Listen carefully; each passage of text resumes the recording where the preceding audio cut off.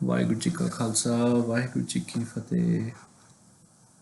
ਸਾਧ ਸੰਗਤ ਜੀ, ਗੁਰਬਾਣੀ ਵਿੱਚ ਇੱਕ ਵਰਡ ਦੁਬਿਧਾ ਕਈ ਜਗ੍ਹਾ ਦੇ ਉੱਤੇ ਗੁਰੂ ਗ੍ਰੰਥ ਸਾਹਿਬ ਦੀ ਬਾਣੀ ਵਿੱਚ ਆਉਂਦਾ ਹੈ, ਜਿਸ ਨੂੰ ਅਸੀਂ ਡਿਊਐਲਿਟੀ ਜਾਂ ਡਿਊਅਲਿਜ਼ਮ ਵੀ ਕਹਿ ਸਕਦੇ ਹਾਂ। ਔਰ ਇਸ ਨੂੰ ਹੋਰ ਵੀ ਕਈ ਨਾਂ ਇਸ ਦੇ ਲਈ ਹੈ, ਜਿਨ੍ਹਾਂ ਦਾ ਮੈਂ ਜ਼ਿਕਰ ਕਰਾਂਗਾ। ਇਸ ਦੀ ਗੁਰਬਾਣੀ ਵਿੱਚ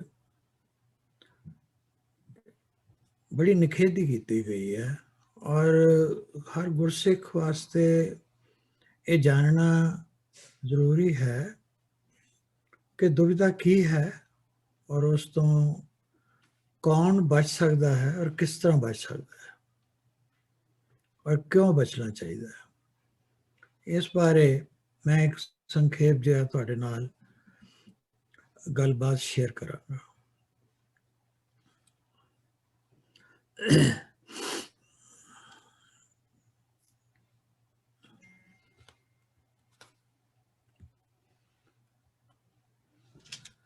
ਇੱਕ ਹੈਲਨ ਕੈਲਰ ਦਾ ਨਾਮ ਤੁਸੀਂ ਸੁਣਿਆ ਹੋਵੇਗਾ, ਇੱਕ ਅਮਰੀਕਨ ਆਥਰ ਸਨ, ਜਿਹੜੀ ਡਿਸੇਬਿਲਿਟੀ ਰਾਈਟਸ ਦੀ ਐਡਵੋਕੇਟ ਸੀ ਔਰ ਪਾਰਟਿਕੂਲਰਲੀ ਵਿਮਨ ਦੇ ਰਾਈਟ ਲਈ ਜਿਸਨੇ ਬਹੁਤ ਕੰਮ ਕੀਤਾ। ਉਸ ਦੀ ਇੱਕ ਕੋਟੇਸ਼ਨ ਹੈ ਜਿੱਥੋਂ ਮੈਂ ਸ਼ੁਰੂ ਕਰ ਰਿਹਾ। ਉਸਨੇ ਲਿਖਿਆ ਹੈ ਕਿ ਆਈਜ਼ ਗਿਵ ਆਈ ਸਾਈਟ, ਨਾਟ ਵਿਜ਼ਨ। ਅੱਖਾਂ ਨਾਲ ਦੇਖਿਆ ਤਾਂ ਜਾ ਸਕਦਾ ਹੈ, ਪਰ ਵਿਜ਼ਨ, ਜਿਸ ਨੂੰ ਦੂਰ ਅੰਦੇਸ਼ੀ ਜਾਂ ਸੋਝੀ ਕਹਿ ਸਕਦੇ ਹੋ, ਉਹ ਨਹੀਂ ਮਿਲਦਾ। ਅੱਗੇ ਉਹ ਕਹਿੰਦੀ ਹੈ, the only thing worse than being blind is having sight but no vision। ਅੱਖਾਂ ਬੇਸ਼ੱਕ ਹੋਣ, ਪਰ ਅਗਰ ਵਿਜ਼ਨ ਨਹੀਂ ਹੈ ਤਾਂ ਇਹ ਬਲਾਈਂਡਨੈਸ ਤੋਂ ਵੀ ਬਦਤਰ ਹੈ। ਇਟ ਇਜ਼ ਵਰਸ। ਔਰ ਖੁਦ ਉਸ ਨੂੰ 1.5 ਸਾਲ ਦੀ ਉਮਰ ਦੇ ਵਿੱਚ ਹੀ ਉਸ ਦੇ ਉੱਤੇ ਇਸ ਤਰ੍ਹਾਂ ਦਾ ਸਮਾਂ ਆ ਗਿਆ ਕਿ she lost her eyesight and hearing both। ਪਰ in spite of that handicap, ਉਸਨੇ ਸਾਰੀ ਉਮਰ ਕਿਤਾਬਾਂ ਵੀ ਲਿਖੀਆਂ, ਪੜ੍ਹਾਈ ਵੀ ਕੀਤੀ, ਡਿਸੇਬਿਲਿਟੀ ਰਾਈਟਸ ਦੇ ਉੱਤੇ ਵੀ ਕੰਮ ਕੀਤਾ, ਔਰ ਜਿਸ ਤਰ੍ਹਾਂ ਮੈਂ ਕਿਹਾ ਆਥਰ ਵੀ ਸੀ, ਔਰ ਵਿਮਨ ਰਾਈਟ ਵਾਸਤੇ ਵੀ ਉਸਨੇ ਫਾਈਟ ਕੀਤਾ। ਸੋ ਇੱਥੋਂ ਤੁਸੀਂ ਦੇਖੋ ਕਿ ਵਿਜ਼ਨ ਹੋਣਾ ਜ਼ਰੂਰੀ ਹੈ, ਆਈ ਸਾਈਟ ਵੀ ਜ਼ਰੂਰੀ ਹੈ, ਲੇਕਿਨ ਆਈ ਸਾਈਟ ਨਾਲੋਂ ਜ਼ਿਆਦਾ ਜ਼ਰੂਰੀ ਲਾਈਫ ਦਾ ਇੱਕ ਵਿਜ਼ਨ ਹੋਣਾ ਚਾਹੀਦਾ ਹੈ, ਸੋਝੀ ਹੋਣੀ ਚਾਹੀਦੀ ਹੈ। ਔਰ ਗੁਰਬਾਣੀ ਹੀ ਇੱਕ ਐਸਾ ਚਾਨਣ ਮੁਨਾਰਾ ਹੈ, ਐਸਾ ਲਾਈਟ ਹਾਊਸ ਹੈ, ਜੋ ਸਾਨੂੰ ਇਹ ਜੀਵਨ ਨੂੰ ਸੱਚਾ ਇੱਕ ਵਿਜ਼ਨ ਦੇ ਸਕਦੀ ਹੈ। ਔਰ ਜਿਹੜੀ ਦੁਬਿਧਾ ਹੈ, ਡਿਊਐਲਿਟੀ ਹੈ, ਉਹਦਾ ਇਸ ਗੱਲ ਨਾਲ ਇਹ ਸੰਬੰਧ ਹੈ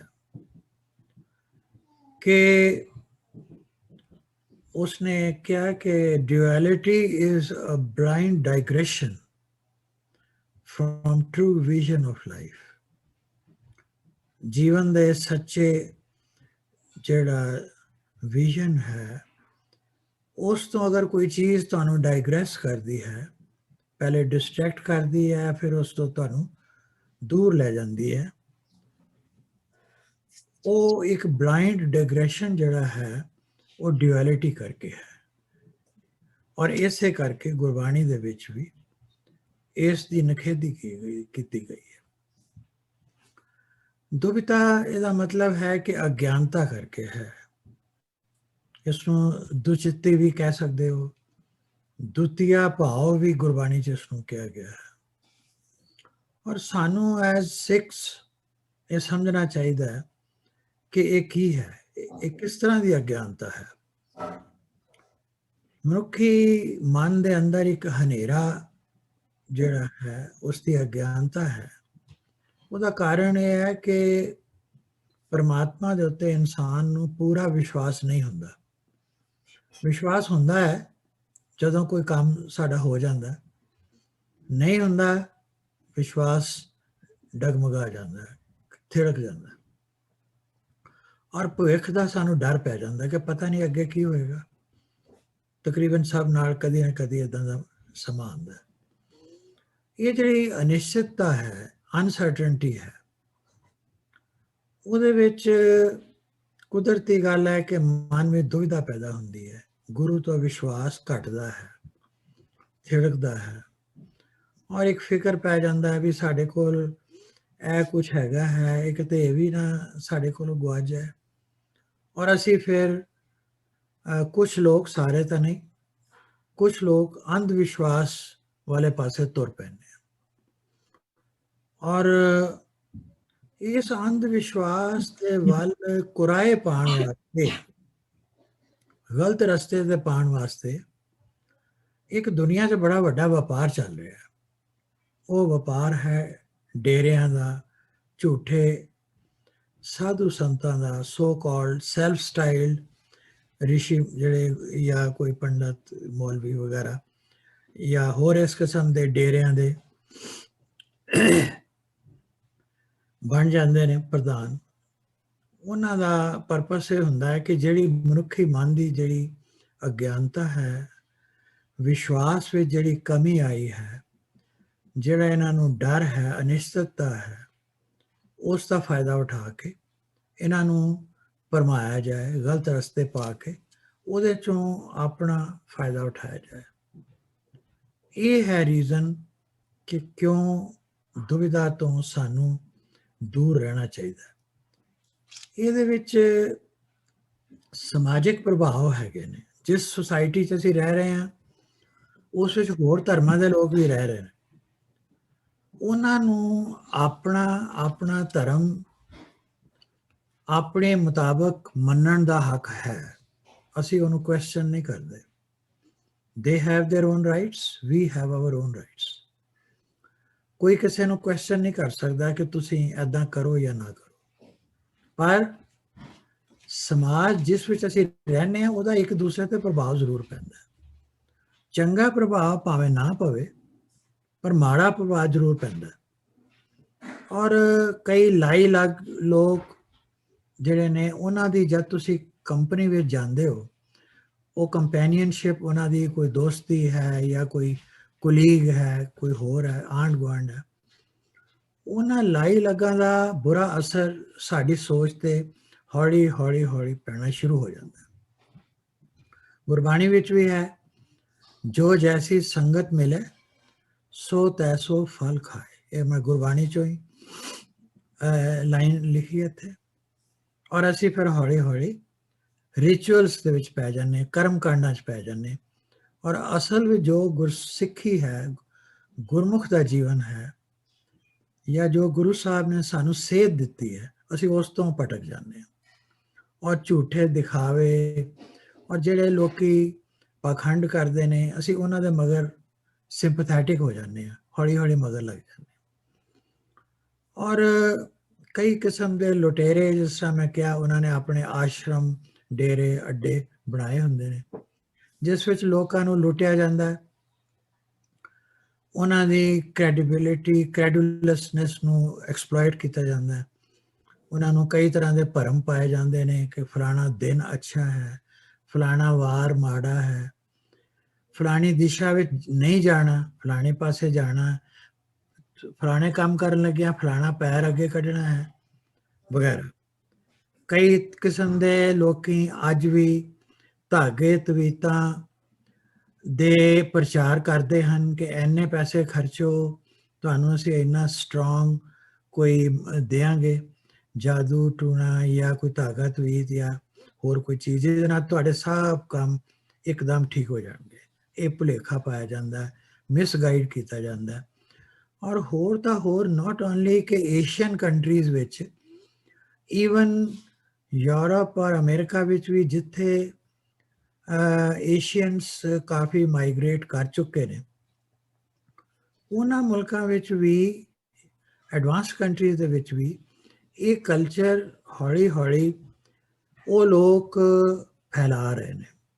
ਇਹਦਾ ਸਬੂਤ ਇਹ ਹੈ ਕਿ ਜਿੰਨੇ ਤੁਸੀਂ ਅੱਜ ਮੈਗਜ਼ੀਨਸ ਪੰਜਾਬੀ ਦੇ ਦੇਖੋ, ਜਾਂ ਈਵਨ ਜਿਹੜੇ ਏਸ਼ੀਅਨ ਮੈਗਜ਼ੀਨਸ ਇੰਗਲਿਸ਼ ਵਿੱਚ ਵੀ ਹਨ ਉਹਨਾਂ ਨੂੰ ਦੇਖੋ, ਉਹ ਭਰੇ ਪਏ ਨੇ ਐਡਵਰਟਾਈਜ਼ਮੈਂਟਸ ਦੇ ਨਾਲ। ਉਹਦੇ 'ਚ ਜੀ ਫਲਾਣੇ ਪੰਡਤ ਕੋਲ ਜਾਓ, ਆ ਉਹਦਾ ਟੈਲੀਫੋਨ ਨੰਬਰ ਹੈ, ਉਹਨੂੰ ਗੱਲ ਕਰੋ, ਉਹ ਤੁਹਾਡੀਆਂ ਸਾਰੀਆਂ ਪ੍ਰੋਬਲਮਸ ਨੂੰ ਸੋਲਵ ਕਰ ਦੇਗਾ।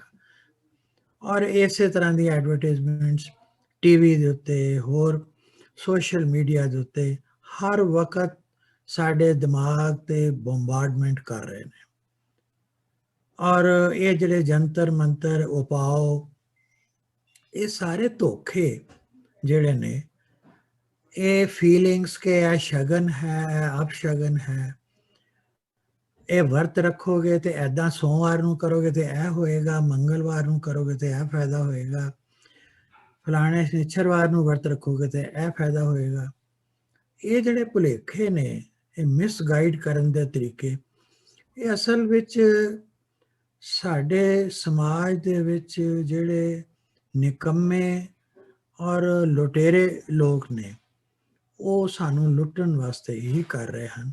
ਇਹਨਾਂ ਦੀ ਕੋਈ ਹੋਂਦ ਨਹੀਂ ਹੈ, ਪਰ ਇਹਦਾ ਇਹ ਨਤੀਜਾ ਹੈ ਕਿ ਅਸੀਂ ਦੁਚਿੱਤੀ ਵਿੱਚ ਪੈ ਜਾਂਦੇ ਹਾਂ, ਕਿਉਂਕਿ ਸਮਾਜ ਦਾ ਅਸਰ ਹੈ ਸਾਡੇ ਤੇ।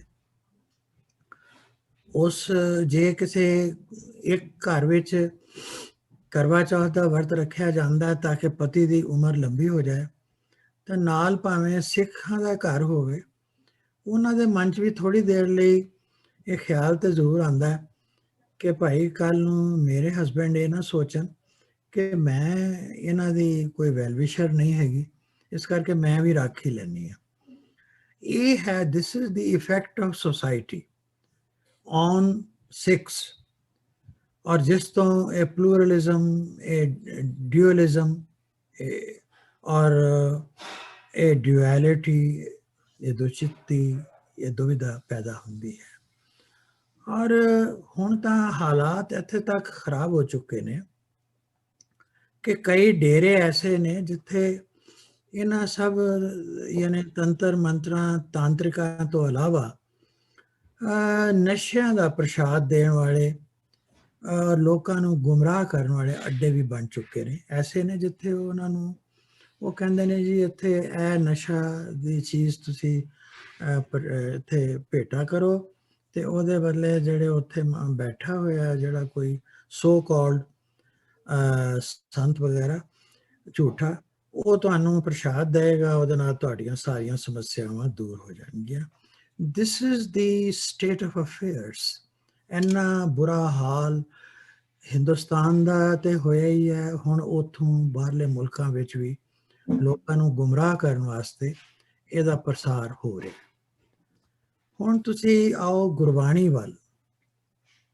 ਗੁਰਬਾਣੀ ਵਿੱਚ ਕੀ ਕਿਹਾ ਗਿਆ? ਗੁਰਬਾਣੀ ਕਹਿੰਦੀ ਹੈ ਕਿ ਮਨਮੁਖ ਜਿਹੜਾ ਹੈ, ਆਪਣੇ ਮਨ ਦੇ ਮਗਰ ਲੱਗ ਕੇ ਜਿਹੜੇ ਚੱਲਣ ਵਾਲੇ ਲੋਕ ਨੇ, ਜਾਂ ਜਿਹੜੇ ਲਾਈ ਲੱਗ ਨੇ, ਜਾਂ ਸਮਾਜ ਦੇ ਗਲਤ ਪ੍ਰਭਾਵਾਂ ਹੇਠ ਜਿਹੜੇ ਆ ਗਏ ਨੇ, ਉਹਨਾਂ ਦੇ ਅੰਦਰੋਂ ਵਿਸ਼ਵਾਸ ਖਤਮ ਹੋ ਗਿਆ ਗੁਰੂ ਤੇ, ਔਰ ਉਹਨਾਂ ਨੂੰ ਸਾਕਤ ਕਿਹਾ ਗਿਆ ਗੁਰਬਾਣੀ ਵਿੱਚ।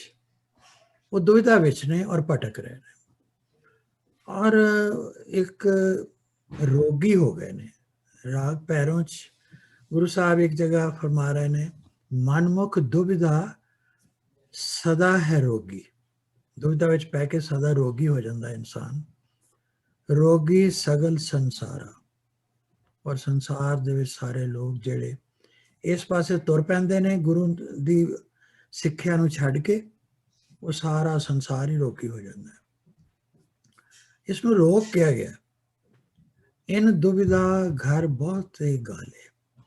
ਇਹ ਵੀ ਗੁਰਬਾਣੀ ਚੋਂ ਹੀ ਮੈਂ ਇੱਕ ਲਾਈਨ ਲਈ ਹੈ। ਤੁਸੀਂ ਇਸ ਪੇਜ ਤੋਂ ਪੂਰਾ ਸ਼ਬਦ ਵੀ ਪੜ੍ਹ ਸਕਦੇ ਹੋ। ਇਹ ਘਰ ਕਿਹੜਾ ਘਰ ਹੈ? ਪਹਿਲੇ ਸਾਡਾ ਮਨ ਦੇ ਵਿੱਚ ਗਲਤ ਵਿਚਾਰ ਪੈਦਾ ਹੁੰਦੇ ਨੇ ਦੁਵਿਧਾ ਦੇ, ਫਿਰ ਘਰਾਂ ਵਿੱਚ, ਜੀਵਨ ਵਿੱਚ, ਫਿਰ ਸਾਰੀ ਸੁਸਾਇਟੀ ਜਿਹੜੀ ਹੈ ਕਰਪਟ ਹੋ ਜਾਂਦੀ ਹੈ। ਔਰ ਅੱਗੇ ਉਹ ਇਹ ਵੀ ਕਹਿੰਦੇ ਨੇ ਕਿ ਹਰ ਕੇ ਦਾਸ ਸਿਓ ਸਾਕਤ ਨਹੀਂ ਸਨ। ਗੁਰੂ ਸਾਹਿਬ ਕਹਿੰਦੇ ਨੇ ਕਿ ਜੇ ਤੁਸੀਂ ਪਰਮਾਤਮਾ ਦੇ ਜਾਂ ਗੁਰੂ ਦੇ ਦਾਸ ਹੋ ਤਾਂ ਫਿਰ ਇਹ ਜਿਹੜੀ ਸਾਕਤ ਦੀ ਸੰਗਤ ਹੈ ਇਹ ਨਾ ਕਰੋ, ਇਸ ਤੋਂ ਪਰੇ ਰਹੋ। ਦੂਤੀਆ ਭਾਵ ਵੀ ਉਹੀ ਗੱਲ ਹੈ ਤਕਰੀਬਨ, ਵਿਪਰੀਤ ਅਨੀਤ ਦਾਸਾ ਨਹਿ ਭਾਵ ਇਹ ਜੀਓ। ਇਹ ਜਿਹੜਾ ਡਿਊਅਲ ਥਾਟ ਹੈ ਇਹ ਵਿਪਰੀਤ ਹੈ, ਗਲਤ ਹੈ। ਔਰ ਜਿਹੜੇ ਗੁਰੂ ਦੇ ਦਾਸ ਹਨ ਉਹਨਾਂ ਦੇ ਮਨ ਨੂੰ ਇਹ ਨਹੀਂ ਪਾਉਂਦੀ, ਨਾ ਹੀ ਉਹਨਾਂ ਨੇ ਤੇ ਜਾਣਾ ਚਾਹੀਦਾ। ਸੋ ਇਹ ਹੈ ਗੁਰਬਾਣੀ ਦਾ ਪੱਖ। ਹੁਣ ਮੈਂ ਇੱਕ ਲਾਈਨ ਹੋਰ ਪੜਾਂਗਾ ਕਿ ਗੁਰਬਾਣੀ ਅਨੁਸਾਰ ਦੁਬਿਧਾ ਵਿੱਚ ਕੌਣ ਨਹੀਂ ਹੈ। ਗੁਰਬਾਣੀ ਨੂੰ ਜੇ ਪੜ੍ਹੀਏ ਤਾਂ ਉਸ ਵਿੱਚ ਇੱਕ ਗੱਲ ਕਲੀਅਰ ਹੁੰਦੀ ਹੈ ਕਿ ਗੁਰਮੁਖ ਜਿਹੜਾ ਹੈ, ਜਿਹੜਾ ਗੁਰੂ ਦੇ ਵੱਲ ਜਿਸ ਦਾ ਮੁਖ ਹੈ, ਉਸ ਦੇ ਵਿਚਾਰਾਂ ਨੂੰ ਮੰਨ ਕੇ ਉਹਦੇ ਅਨੁਸਾਰ ਚੱਲਦਾ ਹੈ, ਯਾਨੀ ਗੁਰਬਾਣੀ ਨੂੰ ਹੀ ਨਹੀਂ ਮੰਨਣਾ, ਉਸ ਤੋਂ ਇਲਾਵਾ ਗੁਰਬਾਣੀ ਦੀ ਵੀ ਮੰਨਣਾ ਹੈ। ਗੁਰਬਾਣੀ ਜੋ ਕਿਹਾ ਗਿਆ ਉਹਨੂੰ ਵੀ ਮੰਨਣਾ, ਉਹਦੇ ਅਨੁਸਾਰ ਚੱਲਣਾ, ਉਸ ਨੂੰ ਗੁਰਮੁਖ ਕਹਿੰਦੇ। ਉਹਦੇ ਵਿੱਚ ਇੱਕ ਜਗ੍ਹਾ ਤੇ ਇੱਕ ਭੱਟ ਜਾਲਪਾ ਹੋਏ ਨੇ, ਉਹ ਲਿਖਦੇ ਨੇ ਗੁਰੂ ਅਮਰਦਾਸ ਜੀ ਬਾਰੇ ਕਿ ਤੂੰ ਇੱਕ ਪੜ੍ਹੇ, ਇੱਕ ਲੋੜ ਹੈ। ਹੇ ਗੁਰੂਦੇਵ, ਤੂੰ ਇੱਕ ਹੀ ਪੜ੍ਹਾਈ ਕੀਤੀ ਹੈ, ਇੱਕ ਦੀ ਤੈਨੂੰ ਇੱਛਾ ਹੈ, ਤੂੰ ਇੱਕ ਹੀ ਬਾਣ ਸਮਾ ਗਿਆ ਹੈ, ਉਹੀ ਗੁਰਮੁਖ ਹੈ। ਜਾਂ ਫਿਰ ਗੁਰਮੁਖ ਤੋਂ ਇਲਾਵਾ ਹੋਰ ਕੌਣ ਹੈ ਜਿਹੜਾ ਦੁਵਿਧਾ ਵਿੱਚ ਨਹੀਂ ਹੈ ਜਾਂ ਬਚ ਸਕਦਾ ਜਾਂ ਬਚਿਆ ਹੈ? ਉਹ ਹੈ ਕੁਦਰਤ। ਕੁਦਰਤ ਵਿੱਚ ਰੁੱਖ ਵੀ ਆ ਜਾਂਦੇ ਨੇ, ਹੋਰ ਜੀਵ ਵੀ ਸਾਰੇ ਆ ਜਾਂਦੇ ਨੇ, ਹਵਾ, ਪਾਣੀ, ਧਰਤੀ, ਆਕਾਸ਼, ਇਹ ਸਾਰਾ ਬ੍ਰਹਿਮੰਡ ਜਿਹੜਾ ਹੈ, ਇਸ ਨੂੰ ਤੁਸੀਂ ਇੱਕ ਵਰਡ ਵਿੱਚ ਕੁਦਰਤ ਕਹਿ ਸਕਦੇ ਹੋ। ਸੋ ਗੁਰੂ ਸਾਹਿਬ ਕਹਿੰਦੇ ਨੇ ਕਿ ਜਾਂ ਤੇ ਗੁਰਮੁਖ ਹੈ ਜਿਹੜਾ ਇੱਕ ਪੜ੍ਹਦਾ ਹੈ, ਇੱਕ ਲੋੜਦਾ ਹੈ, ਇੱਕ ਦੀ ਸੁਣਦਾ ਹੈ, ਇੱਕ ਦੇ ਅਨੁਸਾਰ ਚੱਲਦਾ, ਤੇ ਜਾਂ ਕੁਦਰਤ। ਹੋਰ ਬਾਕੀ ਸਾਰੀ ਦੁਨੀਆ ਰੋਗੀ ਹੈ ਔਰ ਉਹ ਇਸ ਦੁਵਿਧਾ ਦੇ ਰੋਗ ਵਿੱਚ ਫਸੀ ਹੋਈ ਹੈ। ਅੱਗੇ ਗੁਰੂ ਸਾਹਿਬ ਨੇ ਫਰਮਾਇਆ, ਇੱਕ ਮਨ ਇੱਕ ਆਰਾਧਨਾ, ਦੁਵਿਧਾ ਦੂਜਾ ਭਾਵ ਮਿਟਾਇਆ। ਦੂਸਰਾ ਭਾਵ ਜਿਹੜਾ ਹੈ ਗੁਰੂ ਤੋਂ ਇਲਾਵਾ, ਉਹ ਸਾਰੇ ਭਾਵ ਮਿਟਾ ਦਿਓ, ਉਧਰ ਦੇਖੋ ਹੀ ਨਾ। ਗੁਰਮੁਖ ਸੁਖ ਫਲ ਨਿਜ ਪਦ ਪਾਇਆ, ਭਾਈ ਗੁਰਦਾਸ ਜੀ ਦੀ ਬਾਣੀ ਚ। ਜੇ ਤੁਸੀਂ ਜੀਵ ਜੰਤੂ ਜਿੰਨੇ ਵੀ ਨੇ, ਹਵਾ, ਪਾਣੀ ਹੈ, ਬ੍ਰਹਿਮੰਡ ਹੈ, ਇਹਨਾਂ ਵੱਲ ਦੇਖੋ ਤੇ ਇਹਨਾਂ ਵਿੱਚ ਕੋਈ ਦੁਵਿਧਾ ਨਹੀਂ ਹੈ। ਇਹ ਗੱਲ ਗੁਰਬਾਣੀ ਦੱਸਦੀ ਸਾਨੂੰ ਕਿ ਮਨੁੱਖ ਤੋਂ ਇਲਾਵਾ ਕਿਸੇ ਵੀ ਹੋਰ ਜੀਵ ਕੋਲ ਨਾ ਕੋਈ ਪੈਸਾ ਹੈ, ਨਾ ਕੋਈ ਉਹਨਾਂ ਦਾ ਘਰ ਹੈ, ਨਾ ਉਹਨਾਂ ਦੇ ਕੋਲ ਕੋਈ ਕੱਪੜੇ ਨੇ, ਨਾ ਜੇਬ ਹੈ, ਨਾ ਬੈਂਕ ਹੈ, ਕੁਝ ਵੀ ਨਹੀਂ ਹੈ। ਕਦੀ ਤੁਸੀਂ ਦੇਖੋ ਕਿ ਜਲ ਮੈਂ ਜੰਤ ਉਪਾਇ ਕੇ ਤਿਨਾ ਵੀ ਰੋਜ਼ੀ ਦੇ, ਉੱਥੇ ਹੱਟ ਨਾ ਚੱਲੇ, ਨਾ ਕੋਈ ਕਿਰਸ ਕਰੇ, ਹੈ ਨਾ ਬਾਣੀ ਦੇ ਵਿੱਚ। ਉੱਥੇ ਕੋਈ ਦੁਕਾਨਾਂ ਨਹੀਂ ਚੱਲ ਰਹੀਆਂ, ਨਾ ਕੋਈ ਉੱਥੇ ਕਿਰਸਾਣੀ ਹੋ ਰਹੀ ਹੈ, ਨਾ ਉੱਥੇ ਕੋਈ ਪੈਸਾ ਕਮਾਇਆ ਜਾ ਰਿਹਾ, ਨਾ ਕੋਈ ਖਰੀਦਿਆ ਜਾ ਰਿਹਾ, ਨਾ ਵੇਚਿਆ ਜਾ ਰਿਹਾ, ਨਾ ਉਹਨਾਂ ਦਾ ਕੋਈ ਘਰ ਹੈ, ਨਾ ਕੋਈ ਸਟੋਰੇਜ ਹੈ, ਨਾ ਕੋਈ ਬੈਂਕ ਹੈ, ਕੁਝ ਵੀ ਨਹੀਂ। ਸਿਰਫ ਇਹ ਇਨਸਾਨ ਕੋਲ ਇਹ ਸਹੂਲਤਾਂ ਨੇ, ਪਰ ਕਿਸੇ ਹੋਰ ਜੀਵ ਜੰਤ ਕੋਲ ਇਹ ਚੀਜ਼ਾਂ ਨਹੀਂ ਹੈਗੀਆਂ, ਕੁਦਰਤ ਵਿੱਚ ਕਿਸੇ ਕੋਲ ਵੀ ਨਹੀਂ ਹੈਗੀਆਂ। ਉਹਨਾਂ ਕੁਦਰਤੀ ਜੀਵਾਂ ਦੇ, ਪ੍ਰਾਣੀਆਂ ਦੇ ਮਨ ਵਿੱਚ ਇੱਕ ਪੱਕਾ ਵਿਸ਼ਵਾਸ ਹੈ, ਬੜਾ ਪੱਕਾ ਵਿਸ਼ਵਾਸ ਹੈ ਕਿ ਵਾਹਿਗੁਰੂ ਦੇਵੇਗਾ ਔਰ ਦਿੰਦਾ ਵੀ ਹੈ। ਉਹ ਸਾਡੇ ਵਾਂਗ ਬੋਲ ਕੇ ਜਾਂ ਕੋਈ ਕਿਤੇ ਪੜ੍ਹ ਕੇ ਕੋਈ ਵਾਹਿਗੁਰੂ ਦਾ ਸਿਮਰਨ ਨਹੀਂ ਕਰਦੇ, ਜਿਸ ਤਰ੍ਹਾਂ ਅਸੀਂ ਸੋਚਦੇ ਹਾਂ ਵੀ ਚਲੋ ਅਸੀਂ ਬੈਠ ਕੇ ਪਾਠ ਕਰ ਲਈਏ। ਉਹਨਾਂ ਦਾ ਕੋਈ ਇੱਦਾਂ ਦਾ ਸਾਡੇ ਵਾਂਗ ਕੋਈ ਸਿਸਟਮ ਨਹੀਂ ਹੈ, ਕਿਉਂਕਿ ਕੁਦਰਤ ਨੇ ਉਹਨਾਂ ਨੂੰ ਇਹ ਸਹੂਲਤ ਨਹੀਂ ਦਿੱਤੀ ਕਿ ਉਹ ਬੋਲ ਸਕਣ। ਗੁਰਬਾਣੀ ਅਨੁਸਾਰ ਫਿਰ ਵੀ ਉਹ ਸਿਮਰਨ ਮਨ ਵਿੱਚ ਕਰ ਰਹੇ ਹਨ।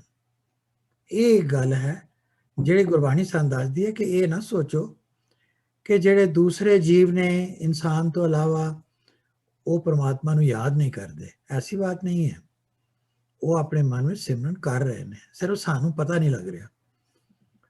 ਪੰਛੀ ਜਿਹੜੇ ਗਾਉਂਦੇ ਨੇ ਸੁਰੀਲੇ ਸੁਰਾਂ ਦੇ ਵਿੱਚ, ਜਾਂ ਜਿਹੜੇ ਕੁਦਰਤ ਦੇ ਨਾਲ ਪਿਆਰ ਕਰਦੇ ਨੇ, ਅਸਲ ਦੇ ਵਿੱਚ ਉਹ ਵਾਹਿਗੁਰੂ ਦਾ ਸ਼ੁਕਰਾਨਾ ਆਪਣੇ ਤਰੀਕੇ ਨਾਲ ਕਰ ਰਹੇ ਨੇ। ਉਹਨਾਂ ਦਾ ਤਰੀਕਾ ਫਰਕ ਹੈ। ਅੱਗੇ ਇਸ ਨੂੰ ਮੈਂ ਦੱਸਾਂਗਾ ਕਿਸ ਤਰ੍ਹਾਂ। ਹੁਣ ਤੁਸੀਂ ਦੇਖੋ, ਹਵਾ ਹੈ, ਪਾਣੀ ਹੈ, ਧਰਤੀ ਹੈ, ਸੂਰਜ ਹੈ, ਚੰਦ ਹੈ, ਧਰਤੀਆਂ ਨੇ, ਆਕਾਸ਼ ਹੈ ਜਾਂ ਬ੍ਰਹਿਮੰਡ ਹੈ। ਆਕਾਸ਼ ਤੋਂ ਮਤਲਬ ਇੰਟਰਗੈਲੈਕਟਿਕ ਸਪੇਸ ਜਿਹੜਾ ਹੈ, ਔਰ ਯੂਨੀਵਰਸ ਐਜ਼ ਅ ਹੋਲ ਹੈ। ਇਹ ਸਾਰੀਆਂ ਧਰਤੀਆਂ, ਸਟਾਰਸ, ਪਲੈਨਟਸ, ਇਹ ਸਭ ਕੁਝ ਵਾਹਿਗੁਰੂ ਦੇ ਬਣਾਏ ਹੋਏ ਨਿਯਮਾਂ ਵਿੱਚ ਚੱਲ ਰਿਹਾ। ਇਹ ਉਸ ਦੇ ਹੁਕਮ ਵਿੱਚ ਹਨ। ਉਹ ਭੈ ਵਿੱਚ ਆਂਦਾ ਬਾਰ-ਬਾਰ ਸ਼ਬਦ ਕਿ ਸਾਰਾ ਕੁਝ ਹੋ ਰਿਹਾ ਹੈ। ਔਰ ਕੁਦਰਤ ਵਿੱਚ ਕੋਈ ਕਿਸੇ ਕਿਸਮ ਦੀ ਦੁਚਿੱਤੀ ਜਾਂ ਦੁਵਿਧਾ ਨਹੀਂ ਹੈ। ਇਹ ਜਿਹੜੇ ਗ੍ਰੈਵਿਟੇਸ਼ਨਲ ਫੋਰਸਿਸ ਨੇ ਜਿਨ੍ਹਾਂ ਦੇ ਨਾਲ ਇਹ ਸਾਰੀਆਂ ਪਲੈਨਟਸ ਜਿਹੜੀਆਂ ਨੇ ਸਟਾਰਸ ਦੇ ਦੁਆਲੇ ਘੁੰਮ ਰਹੀਆਂ ਨੇ, ਜਾਂ ਜਿਹੜੇ ਸਟਾਰਸ ਨੇ ਉਹ ਗੈਲੈਕਸੀਜ਼ ਦੇ ਵਿੱਚ ਘੁੰਮ ਰਹੇ ਨੇ, ਜਾਂ ਗੈਲੈਕਸੀਜ਼ ਜਿਹੜੀਆਂ ਨੇ ਉਹ ਯੂਨੀਵਰਸ ਵਿੱਚ ਨੇ, ਔਰ ਇਤਨੀਆਂ ਯੂਨੀਵਰਸ ਨੇ ਜਿਨ੍ਹਾਂ ਨੂੰ ਕਾਊਂਟ ਨਹੀਂ ਕੀਤਾ ਜਾ ਸਕਦਾ।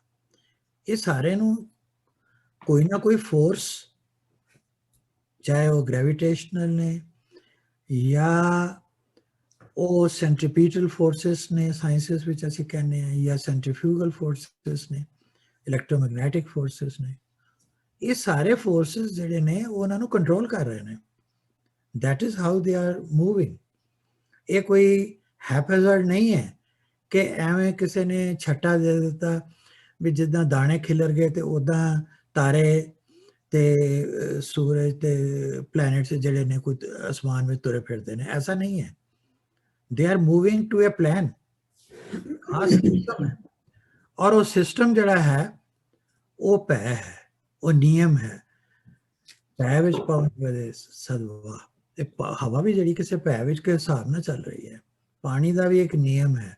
ਇਸੇ ਤਰ੍ਹਾਂ ਦੇ ਹਰ ਚੀਜ਼ ਦੇ ਵਿੱਚ ਪਰਮਾਤਮਾ ਦਾ ਇੱਕ ਭੈ ਹੈ ਜਾਂ ਨਿਯਮ ਹੈ, ਇੱਕ ਸਿਸਟਮ ਹੈ। ਉਸ ਸਿਸਟਮ ਬਾਰੇ ਉਹਨਾਂ ਨੂੰ ਕੋਈ ਦੁਵਿਧਾ ਨਹੀਂ ਹੈ। They are not in a double mind.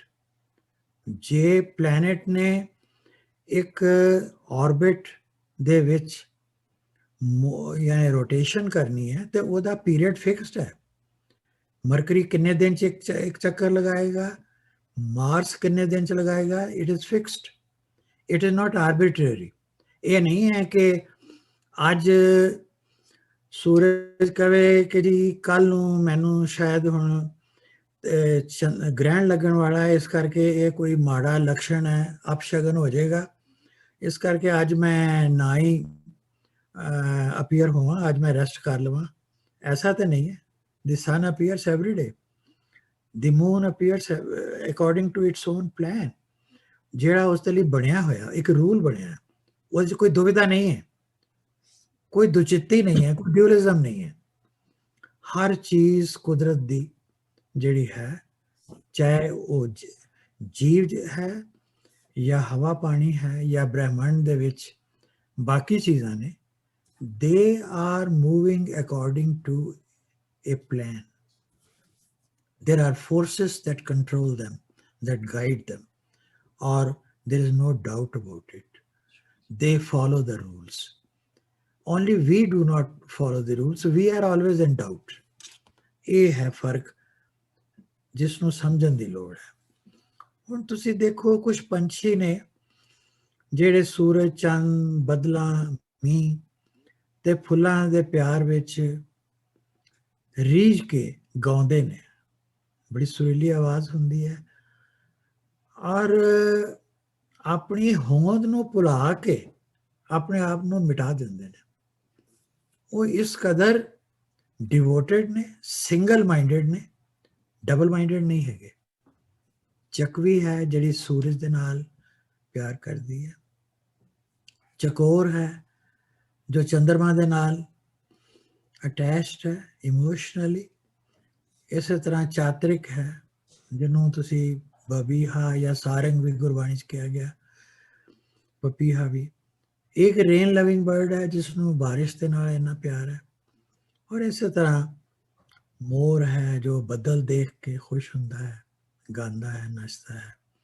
ਔਰ ਦੋ ਹੋਰ ਖਾਸ ਪੰਛੀ ਨੇ, ਇੱਕ ਬੁਲਬੁਲ ਨਾਈਟਿੰਗੇਲ ਜਿਸ ਨੂੰ ਗੁਲਾਬ ਦੇ ਫੁੱਲ ਨਾਲ ਬੜਾ ਪਿਆਰ ਹੈ।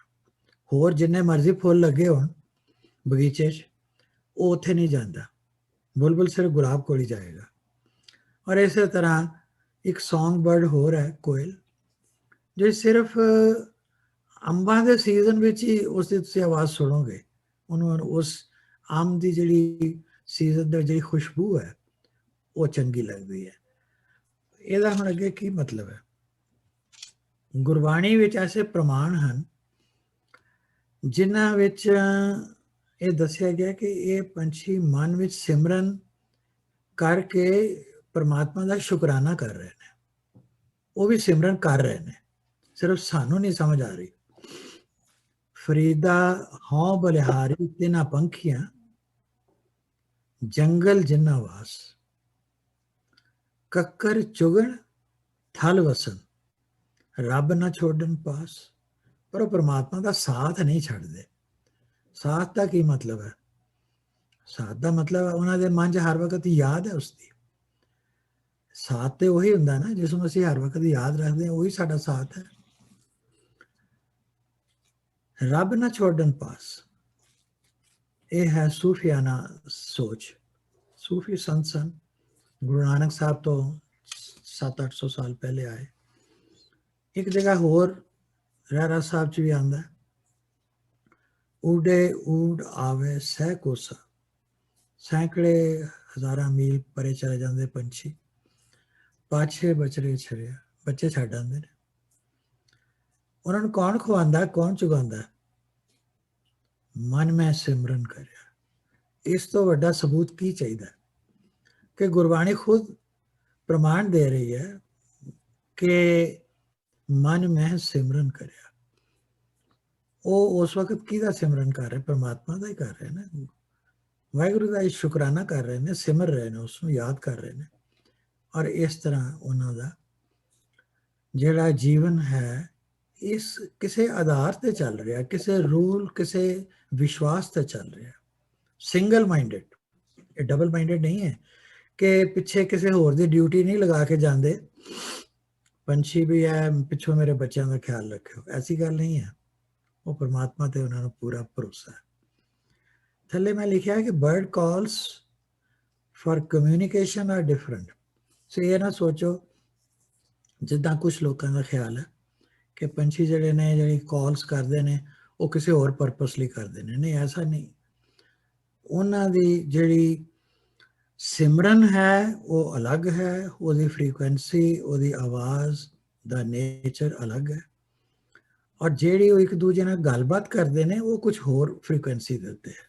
ਫ੍ਰੀਕੁਐਂਸੀ ਸਭ ਕੁਝ ਸਮਝਦੇ ਨੇ। ਤੁਸੀਂ ਚਕਵੀ ਦੀ ਗੱਲ ਬਾਰੇ ਗੁਰੂ ਸਾਹਿਬ ਨੇ ਕੀ ਕਿਹਾ? ਕਹਿੰਦੇ ਨੇ ਕਿ ਚਕਵੀ ਨੈਣ ਨੀਂਦ ਨਹਿ ਚਾਹੇ, ਬਿਨ ਫਿਰ ਨੀਂਦ ਨਾ ਪਾਈ। ਉਸ ਨੂੰ ਆਪਣੇ ਪਿਆਰੇ ਦੇ ਬਗੈਰ ਨੀਂਦ ਨਹੀਂ ਆਉਂਦੀ। ਔਰ ਉਹ ਚਾਹੁੰਦਾ ਵੀ ਨਹੀਂ ਹੈ ਜਾਂ ਚਾਹੁੰਦੀ ਵੀ ਨਹੀਂ ਹੈ। ਦੋਨੋਂ ਦਾ ਬਾਰੇ ਐਪਲੀਕੇਬਲ ਹੈ ਮੇਲ ਫੀਮੇਲ ਲਈ, ਕਿ ਚਕਵੀ ਜਿਹੜਾ ਪੰਛੀ ਹੈ ਉਹ ਚਾਹੁੰਦੇ ਵੀ ਨਹੀਂ ਕਿ ਸਾਨੂੰ ਨੀਂਦ ਆਵੇ। ਸੂਰ ਚੜੇ ਪਿਓ ਦੇਖੇ ਨੈਣੀ, ਸੂਰਜ ਚੜ੍ਹਦਾ ਹੈ ਫਿਰ ਉਹਨਾਂ ਨੂੰ ਉਹ ਦਿਸਦਾ, ਆਪਣੀ ਅੱਖਾਂ ਨਾਲ ਜਦ ਦੇਖ ਲੈਂਦੇ ਨੇ ਫਿਰ ਨਿਵ ਨਿਵ ਲਾਗੇ ਪਾਈ।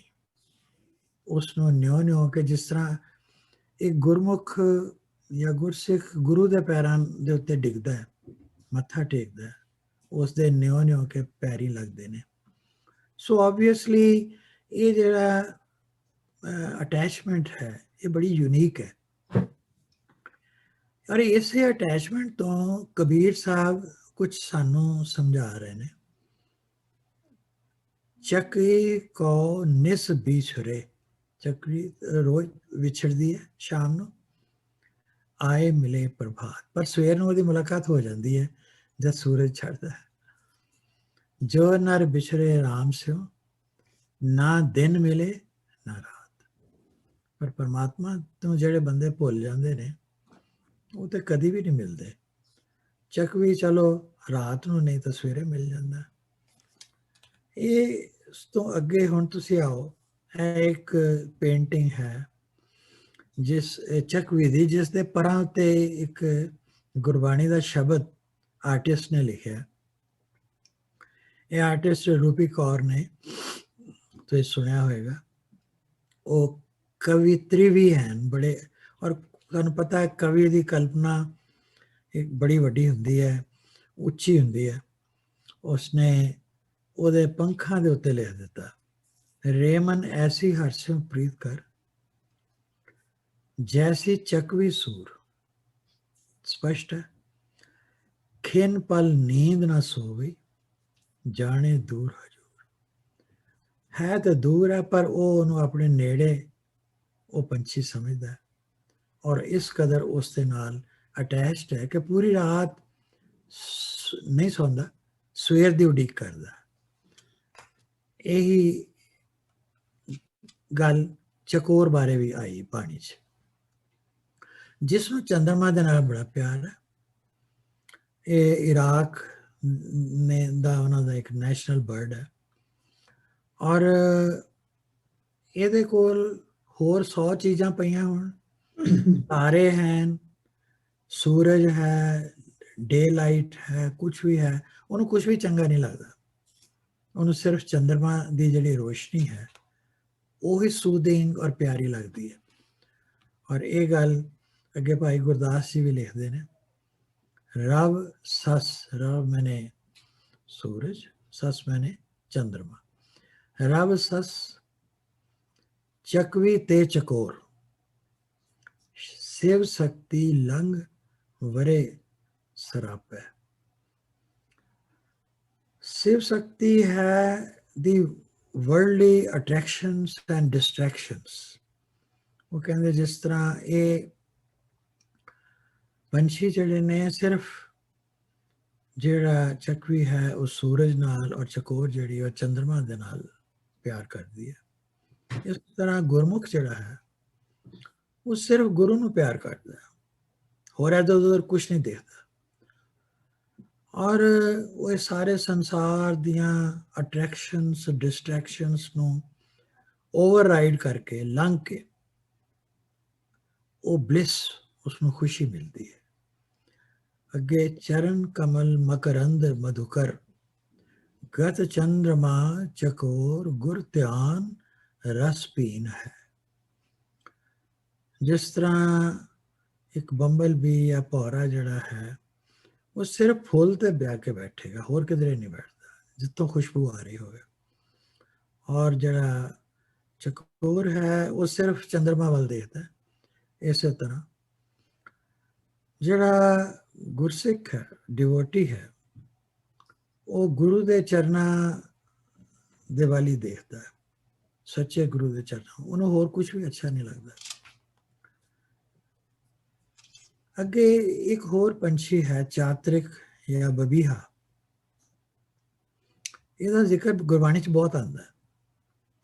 ਰੇ ਮਨ ਹਰਸਿਉ ਐਸੀ ਪ੍ਰੀਤ ਕਰ, ਜੈਸੀ ਚਾਤਰਿਕ ਮੇਹ, ਮੇਹ यानी मेघ या बारिश शमी, सर पर थल हरियावले।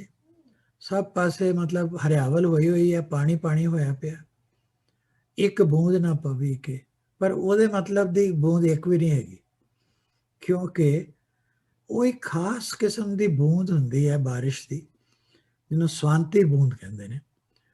ਉਹਨੂੰ ਉਹ ਅੱਛੀ ਲੱਗਦੀ ਹੈ ਜਿਹੜੀ ਸਿੱਧੀ ਉਹਦੇ ਚੁੰਝ ਦੇ ਵਿੱਚ, ਉਹਦੇ ਮੂੰਹ ਵਿੱਚ ਪੈਂਦੀ ਹੈ। ਉਹ ਹੇਠੋਂ ਕਿਸੇ ਦਰਿਆ ਜਾਂ ਝੀਲ ਜਾਂ ਛੱਪੜ ਚੋਂ ਪਾਣੀ ਨਹੀਂ ਪੀਂਦਾ, ਉਸਨੂੰ ਉਹ ਉੱਤਮ ਚੀਜ਼ ਜਿਹੜੀ ਸ਼ੁੱਧ ਉਹ ਸਮਝਦਾ ਹੈ ਵੀ ਸਿੱਧਾ ਮੇਰੇ ਮੂੰਹ ਦੇ ਵਿੱਚ ਬਾਰਿਸ਼ ਦਾ ਪਾਣੀ ਪਵੇ। ਉਹ ਕਹਿੰਦੇ ਵੀ ਚਾਚ ਫੇਰੇ ਹਰਿਆ ਲੈ ਮੀਂਹ ਨਾਲ ਪਾਣੀ ਨਾਲ ਭਰਿਆ ਪਿਆ, ਲੇਕਿਨ ਉਹਨੂੰ ਕੋਈ ਖੁਸ਼ੀ ਨਹੀਂ ਉਸਦੀ ਜਦ ਤੱਕ ਕਿ ਉਹਦੇ ਮੂੰਹ 'ਚ ਪਾਣੀ ਨਾ ਪਵੇ। ਔਰ ਇਸ ਤੋਂ ਅੱਗੇ ਫਿਰ ਇੱਕ ਜਗ੍ਹਾ ਇਹ ਕਹਿੰਦੇ ਨੇ ਕਬੀਰ, ਅੰਬਰ ਘਨ ਹਰ ਛਾਇਆ ਬਰਖ ਭਰੇ ਸਰਤਾਲ। ਵਰਸ਼ਾ ਦੇ ਨਾਲ ਸਾਰੇ ਤਾਲ ਜਿਹੜੇ ਨੇ, ਤਾਲਾਬ ਜਿਹੜੇ ਭਰੇ ਪਏ ਨੇ ਬਦਲਾਂ ਦੇ ਨਾਲ ਬਾਰਿਸ਼ ਹੋ ਕੇ। ਚਾਤਰਿਕ ਜਿਉਂ ਤਰਸਤ ਰਹੇ, ਪਰ ਚਾਤਰਿਕ ਜਿਹੜਾ ਉਹ ਵਿਚਾਰਾ ਤਰਸੀ ਜਾਂਦਾ ਹੈ। ਤਿੰਨ ਕੋ ਕਵਨ ਹਵਾਲ, ਕਹਿੰਦੇ ਜਿਨ੍ਹਾਂ ਨੂੰ ਪ੍ਰਮਾਤਮਾ ਦੇ ਨਾਲ ਪਿਆਰ ਹੀ ਨਹੀਂ ਹੈ ਉਹਨਾਂ ਦਾ ਕੀ ਹਾਲ ਹੁੰਦਾ ਹੋਏਗਾ। ਉਹ ਤੇ ਚਾਤਰਿਕ ਤੋਂ ਵੀ ਮਾੜੇ ਨੇ। ਬਾਬੀਹਾ ਅੰਮ੍ਰਿਤ ਵੇਲੇ ਬੋਲਿਆ, ਤਾਂ ਉਹ ਕਹਿੰਦੇ ਕਿ ਜਿਸ ਤਰ੍ਹਾਂ ਬਾਬੀਹਾ ਅੰਮ੍ਰਿਤ ਵੇਲੇ ਬੋਲਦਾ ਤਾਂ ਉਸਦੀ ਪੁਕਾਰ ਜਿਹੜੀ ਹੈ ਪ੍ਰਮਾਤਮਾ ਦੇ ਘਰ ਵਿੱਚ ਸੁਣੀ ਜਾਂਦੀ ਹੈ।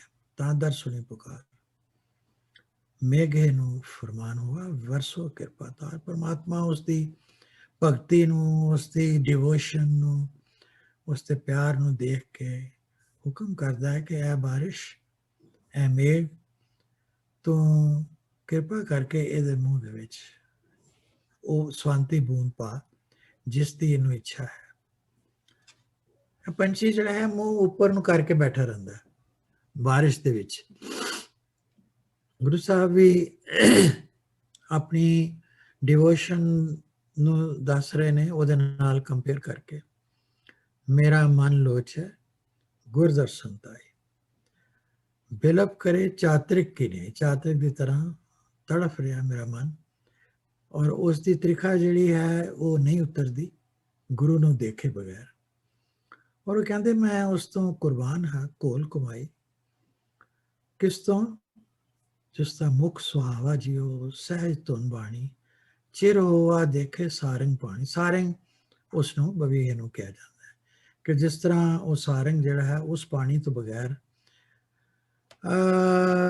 ਉਸ ਦੀ ਤ੍ਰਿਖਾ ਨਹੀਂ ਉਤਰਦੀ, ਉਸ ਤਰ੍ਹਾਂ ਮੈਨੂੰ ਪ੍ਰਮਾਤਮਾ ਤੇਰੇ ਬਗੈਰ ਮੇਰੀ ਵੀ ਜਿਹੜੀ ਤੜਪ ਹੈ, ਇੱਛਾ ਹੈ, ਉਹ ਪੂਰੀ ਨਹੀਂ ਹੁੰਦੀ।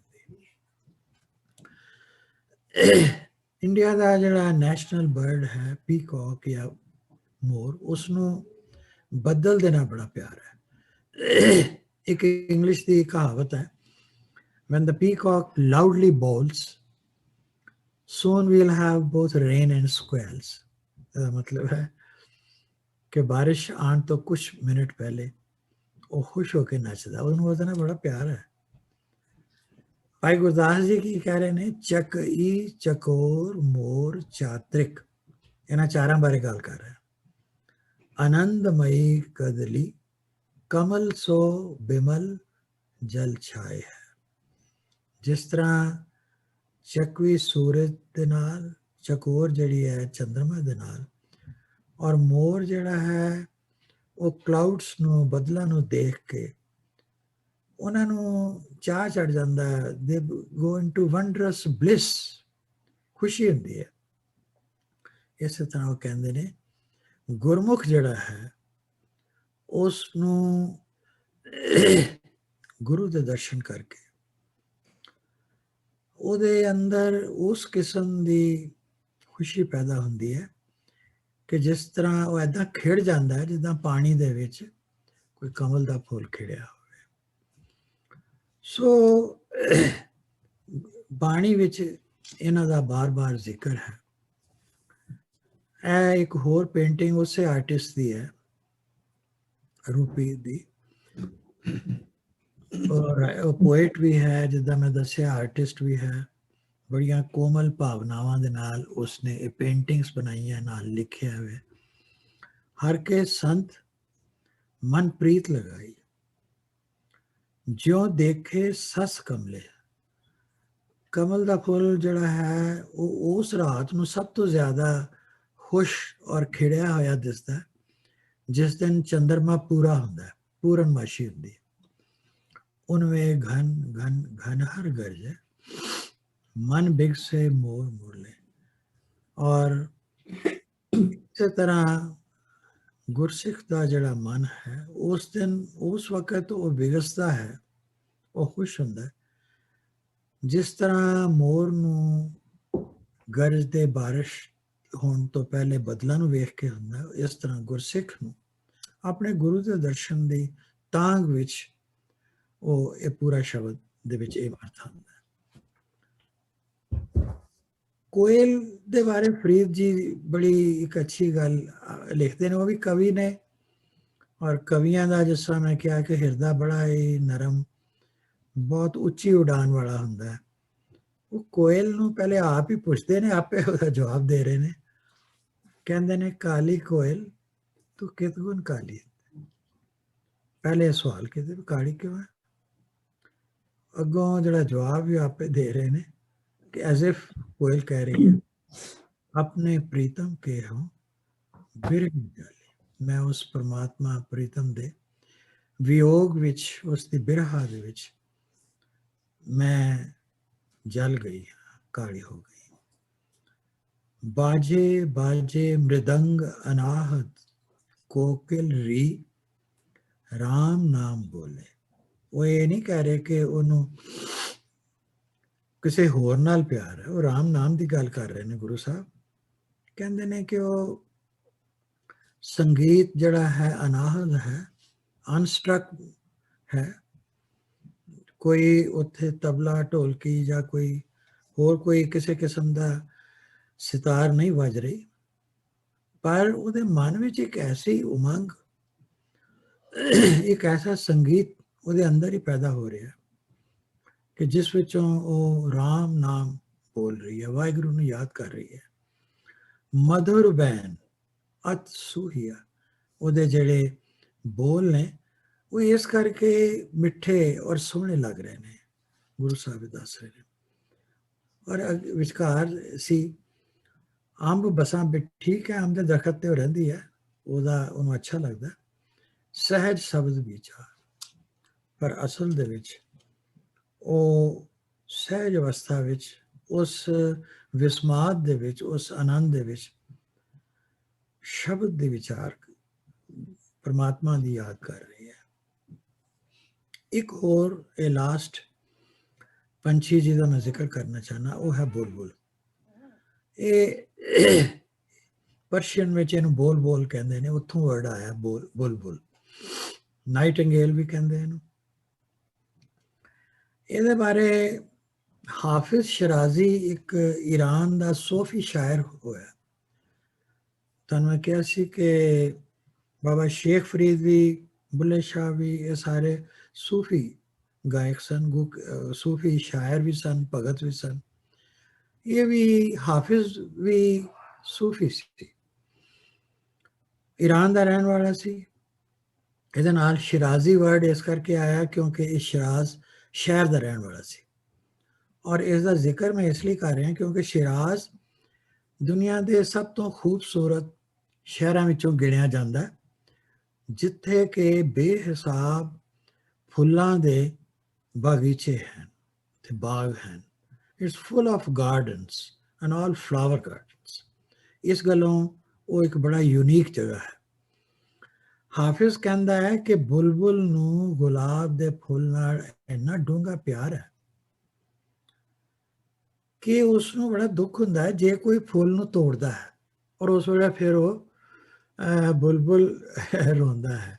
ਚਲੋ ਰੋਂਦਾ ਹੈ ਜਾਂ ਨਹੀਂ ਰੋਂਦਾ, ਇਹ ਹਾਫਿਜ਼ ਦੀ ਇਮੈਜੀਨੇਸ਼ਨ ਹੈ, ਉਸ ਦੀ ਕਵੀ ਵਾਲੀ ਕਲਪਨਾ ਹੈ।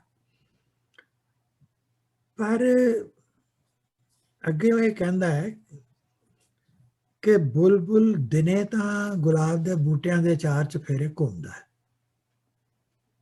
ਔਰ ਘੁੰਮ ਘੁੰਮ ਕੇ ਉਸ ਦੀ ਖੁਸ਼ਬੂ, ਉਸ ਦੀ ਸੁੰਦਰਤਾ ਦੇਖ ਦੇਖ ਕੇ ਆਪਣੇ ਮਨ ਵਿੱਚ ਖੁਸ਼ ਹੁੰਦਾ ਹੈ। ਪਰ ਜਦੋਂ ਇੰਨਾ ਥੱਕ ਜਾਂਦਾ ਨਾ ਕਿ ਸ਼ਾਮ ਪੈਂਦੇ ਤੱਕ ਉਹ ਥੱਕ ਕੇ ਡਿੱਗ ਪੈਂਦਾ ਹੈ। ਇੱਥੇ ਤੱਕ ਤੇ ਹਾਫਿਜ਼ ਨੇ ਖੁਦ ਆਬਜ਼ਰਵ ਕੀਤਾ, ਕਿਉਂਕਿ ਪੋਇਟ ਸੀ, ਉਹਦੀ ਆਬਜ਼ਰਵੇਸ਼ਨ ਬੜੀ ਸਟਰੋਂਗ ਸੀ। ਉਹ ਬਾਗਾਂ 'ਚ ਹੀ ਘੁੰਮਦਾ ਸੀ, ਉਹ ਸ਼ਿਰਾਜ਼ ਸ਼ਹਿਰ ਦੇ ਬਾਗਾਂ ਦਾ ਉਹ ਪ੍ਰੇਮੀ ਸੀ, ਹਾਫਿਜ਼ ਵੀ। ਸੋ ਉਸਨੇ ਆਪਣੇ ਐਕਸਪੀਰੀਅੰਸ ਤੋਂ ਇਹ ਗੱਲ ਲਿਖੀ। ਪਰ ਅੱਗੇ ਉਹ ਇਹ ਲਿਖਦਾ ਹੈ कि उस मुल्क के बादशाह को नो एक दफा सुपना आया और बादशाह ने हाफिज दे नाल गल कीती। सुपना की आया कि मेरे कोल सारे पंछी नींद विच जदों मैं सुता होया सी, मैनू उन्होंने आके एक शिकायत की थी कि पंछियां ने बादशाह नू ये शिकायत की थी कि ये जो बुलबुल है ये सारी रात गीत गांदा रहिंदा है और सानू सौण नहीं दिंदा। असीं भी तो उसे बाग च रहने आ, उन्हां पेड़ां दरख्तां दे झाड़ियां च रहने आ, ये सानू डिस्टर्ब करदा।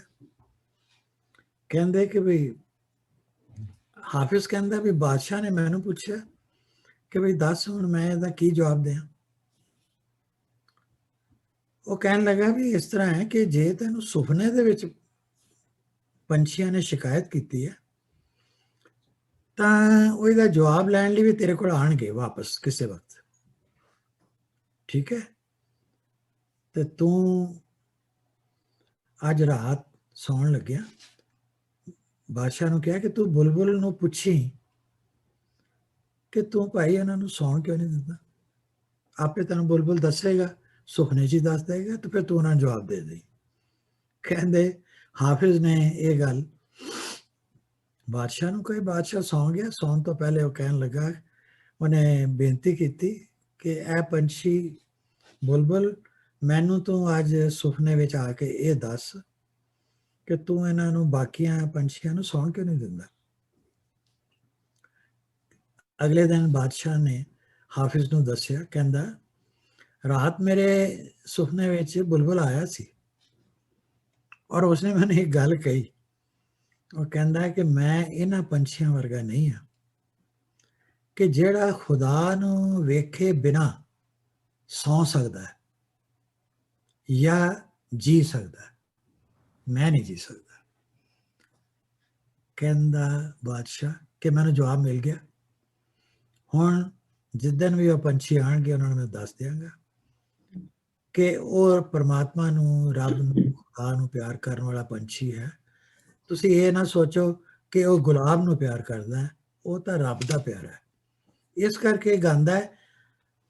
ਦਿਨੇ ਤਾਂ ਗੁਲਾਬ ਦੇ ਫੁੱਲ ਵਿੱਚ ਉਸ ਨੂੰ ਕਿਉਂਕਿ ਨਜ਼ਰ ਆ ਰਿਹਾ ਹੈ, ਉਹਦੇ ਚਾਚ ਫਿਰ ਘੁੰਮਦਾ, ਉਹਨੂੰ ਤਸੱਲੀ ਹੋ ਜਾਂਦੀ ਹੈ। ਪਰ ਰਾਤ ਦੇ ਹਨੇਰੇ 'ਚ ਉਹਨੂੰ ਕਿਉਂਕਿ ਗੁਲਾਬ ਦਾ ਬੂਟਾ ਦਿਸਦਾ ਨਹੀਂ, ਹਨੇਰਾ ਹੋ ਜਾਂਦਾ, ਇਸ ਕਰਕੇ ਉਹ ਵਿਰਾਗ ਦੇ ਵਿੱਚ ਗਾਉਂਦਾ ਹੈ। ਉਹਨੂੰ ਬਾਦਸ਼ਾਹ ਕਹਿਣ ਲੱਗਾ ਵੀ ਮੈਂ ਨਹੀਂ ਰੋਕ ਸਕਦਾ। ਉਹਨੂੰ ਹੱਕ ਹੈ ਕਿ ਉਹ ਆਪਣੇ ਪਰਮਾਤਮਾ ਖੁਦਾ ਵਾਹਿਗੁਰੂ ਦੇ ਨਾਲ ਪਿਆਰ ਕਰੇ, ਔਰ ਅਗਰ ਉਸ ਨੂੰ ਉਹਦੇ ਵਿਰਾਗ ਵਿੱਚ ਉਹ ਗਾਉਂਦਾ ਤੇ ਉਹਨੂੰ ਗਾਉਣ ਦਾ ਹੱਕ ਹੈ। ਇਹ ਇੱਕ ਕਹਾਣੀ ਹੈ ਈਰਾਨ ਦੀ। ਤੁਸੀਂ ਇਹਨੂੰ ਕਹਾਣੀ ਸਮਝੋ, ਸੱਚ ਸਮਝੋ, ਚਲੋ ਉਹਦੇ ਨਾਲ ਕੋਈ ਫਰਕ ਨਹੀਂ ਪੈਂਦਾ। ਪਰ ਮੈਨੂੰ ਇਹ ਅੱਛੀ ਲੱਗੀ, ਮੈਂ ਕਿਹਾ ਤੁਹਾਡੇ ਨਾਲ ਸ਼ੇਅਰ ਕਰਾਂ।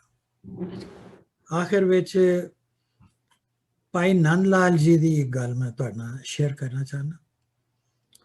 ਇਹ ਵੀ ਈਰਾਨ ਦੇ ਰਹਿਣ ਵਾਲੇ ਸਨ, ਪਰਸ਼ੀਅਨ ਦੇ ਵੱਡੇ ਵਿਦਵਾਨ ਸਨ ਔਰ ਇਹਨਾਂ ਨੇ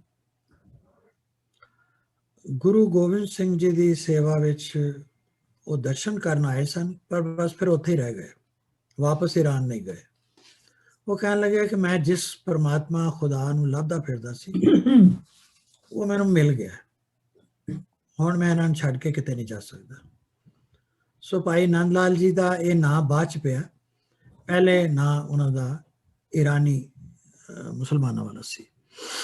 ਖੈਰ, ਉਹ ਇੱਕ ਜਗ੍ਹਾ ਲਿਖਦੇ ਨੇ, ਆਪਣੇ ਪਿਆਰੇ ਮੁਰਸ਼ਿਦ ਗੁਰੂ ਗੋਬਿੰਦ ਸਿੰਘ ਜੀ ਨੂੰ ਐਡਰੈਸ ਕਰਕੇ ਲਿਖਦੇ ਨੇ, ਮੁਖਾਤਿਬ ਹੋ ਰਹੇ ਨੇ। ਵਿਆਹ ਕੇ ਬੁਲਬੁਲੋ ਗੁਲ ਹਰ ਦੋ ਇੰਤਜ਼ਾਰ ਤੂੰ ਅਨ। ਬੜੀ ਲੰਬੀ ਪੋਇਮ ਹੈ, ਮੈਨੂੰ ਪਰਸ਼ੀਅਨ ਨਹੀਂ ਆਉਂਦੀ, ਇਸ ਕਰਕੇ ਮੈਂ ਸਿਰਫ ਇੱਕ ਲਾਈਨ ਦਾ ਅਰਥ ਜਿਹੜਾ ਮੈਂ ਉੱਥੋਂ ਲਿਆ ਉਹ ਤੁਹਾਡੇ ਨਾਲ ਸਾਂਝਾ ਕਰ ਰਿਹਾ। ਇਸ ਲਾਈਨ ਦਾ ਅਰਥ ਇਹ ਹੈ ਕਿ ਹੇ ਮੇਰੇ ਪਿਆਰੇ ਗੁਰੂ, ਬਿਲਵਡ ਗੁਰੂ ਗੋਬਿੰਦ ਸਿੰਘ ਮਹਾਰਾਜ, ਬੁਲਬੁਲ ਨੂੰ ਰੋਜ਼ ਗੁਲਾਬ ਦੇ ਵਿੱਚ परमात्मा नजर आता, मैनू तेरे विच परमात्मा नजर आता है। पर बुलबुल गुलाब दे फुल तो बगैर उदास हो जाता है, इस करके बुलबुल ते गुलाब मैं दोनों ही इत्थे बुला लए ने। कित्थे बुलाए ने? उस गार्डन विच ਜਿਹੜਾ मैं अपने मन विच, अपने दिल विच बनाया है, और असी सारे तेरी इंतजार कर रहे हैं। देखो, एक शायर और एक भगत कितना उच्चा सोच सकता है। वो कहता है मेरे you are awaited, we are waiting for your arrival in the garden of my heart. और बुलबुल भी है उत्थे ते रोज भी उत्थे है, कोई अलग अलग नहीं है, सारे तेरे इंतजार च बैठे ने। वाह, ये नाइटिंगेल है, इसनों कहते बिलवेड ऑफ द पोइट्स। चलो, ये नेशनल बर्ड है ईरान का, जिहड़ा सिर्फ गुलाब दे फुल ते ही मोहित है, उसनों ਉਹਦੇ ਵਿੱਚ रब नजर आता है, खुदा नजर आता है। गुरबाणी की कह रही है? कहते ने दुविधा ना पढ़ो, हर बिन होर ना पूजो, मड़े मसान न जाए। स्पष्ट है, किसी ड्यूअलिज्म विच, दुचित्ती विच, द्वितीय भाव विच ना पाओ, दुविधा विच बैराग ना होवी। बैराग का मतलब detachment from the evils of the world है। बैराग का मतलब ये नहीं है कि दुनिया छड़ के चले जाओ। वो कहते दुविधा दे विच तुसी बुराइयां तो बच नहीं सकते। जब लग दूजी राई, राई एक छोटा जिहा दाना है, सो कहते राई जिन्ना, बहुत स्मॉल। सो बाणी ये कहती है कि ਤੁਸੀਂ ਬੁਰਾਈਆਂ ਤੋਂ ਸੰਸਾਰ ਦੀਆਂ ਬਚਣ ਲਈ ਇੱਕ ਰਾਈ ਜਿੰਨਾ ਵੀ ਅਗਰ ਤੁਹਾਡੇ ਅੰਦਰ ਦੁਵਿਧਾ ਹੈ, ਰਾਈ ਦੇ ਦਾਣੇ ਜਿੰਨੀ ਵੀ, ਜਿਹੜੀ ਇੰਨੀ ਸਮਾਲ ਇਨਸਿਗਨੀਫੀਕੈਂਟ ਹੈ ਜਿਸ ਨੂੰ ਅਸੀਂ ਇਗਨੋਰ ਕਰਦੇ ਨੇ, ਇਹਨਾਂ ਜਿੰਨੀ ਵੀ ਜਿਹੜੀ ਦੁਵਿਧਾ ਹੈ ਉਹ ਵੀ ਅਗਰ ਹੋਏਗੀ ਤਾਂ ਤੁਸੀਂ ਬੁਰਾਈ ਤੋਂ ਬਚ ਨਹੀਂ ਸਕਦੇ। ਭਾਈ ਗੁਰਦਾਸ ਜੀ ਅੱਗੇ ਕਹਿੰਦੇ ਨੇ ਕਿ सतगुर सिखन को राखत, गुरु साहब सानू सिखा नू बचा के रखते हैं, प्रोटेक्ट करते हैं। गृहस्थ में सावधान, जिस जीवन असी गृहस्थ विच रह रहे हैं उस विच सानू अलर्ट किया उन्होंने। आन देव सेव भाव, किसी होर देवी देवता दी सेवा नहीं करनी, दुविधा निवार है। ये जड़ा मंच सोशल प्रैशर्स करके, वातावरण करके, आंढ गुआंढ करके, अनिश्चितता करके, अज्ञानता करके जिहड़ी दुविधा आंदी है उस निवारण दे विच गुरु साहब साडी रखिया करते ने, जिस जदों असी उन्हां दी शरण पैने हैं। इसलिए उन्हां दी शरण पैना जरूरी है जे तुसी इस तो बचना है। This is the last slide. भाई गुरदास जी अखीर ते एक होर इहदे नाल रलदा मिलदा विचार दिंदे हैं। वो कहंदे दीपक पतंग सन। पतंगा एक किस्म दा यानी उड़न वाला है कीड़ा, ਜਿਹੜਾ दीपक ਦੀ रोशनी ਦੇ ਚਾਰ ਚਫੇਰੇ ਘੁੰਮਦਾ ਹੈ, ਉਸਨੂੰ ਬੜਾ ਅੱਛਾ ਲੱਗਦਾ, ਪਿਆਰ।